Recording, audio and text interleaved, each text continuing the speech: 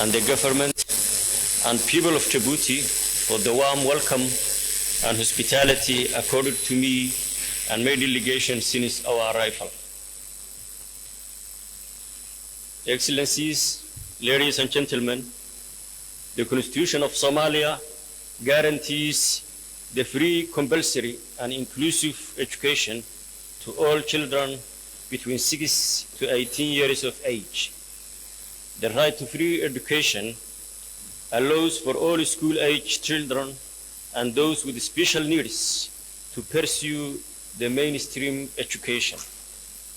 In 2017, Somalia developed the national education policy. The goal is to provide equitable and inclusive education system that affords all learners access to free and compulsory basic education from KG1 to grade 2.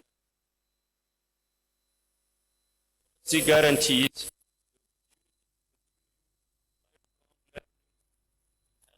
personal development, social and economic growth, and global competitiveness. Furthermore, Somalia has ratified the UN Convention on the Rights of the Child, which mandates children's rights in respect of freedom from discrimination. In addition to the Convention Against Discrimination in Education of UNESCO, which prohibits discrimination, exclusion, or segregation in education, Somalia is also signatory to the UN Convention on the Rights of Persons with Disabilities, which calls on member countries to ensure an inclusive education system at all levels. The National Development Plan of Somalia works towards the direction to increase access, affordability, and quality of primary and secondary education, and our government also makes education relevant and inclusive for all children of Somalia, regardless of any affiliations. Ladies and gentlemen, Somalia is aiming to increase access and equity as a key priority objective, with roughly 60% of children out of school and less than 10% starting school by the recommended age of 6 years. Marginalized populations in Somalia experience the lowest levels of access to education, and this priority emphasizes the need for equitable access.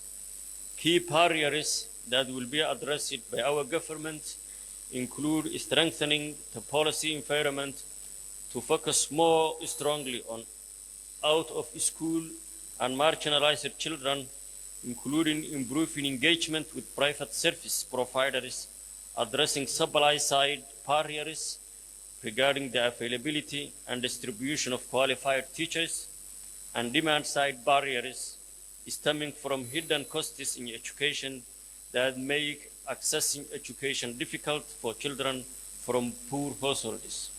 Finally, I thank President Ismail Omar Guelleh and the government of Djibouti for hosting this important gathering of the third forum of balanced and inclusive education.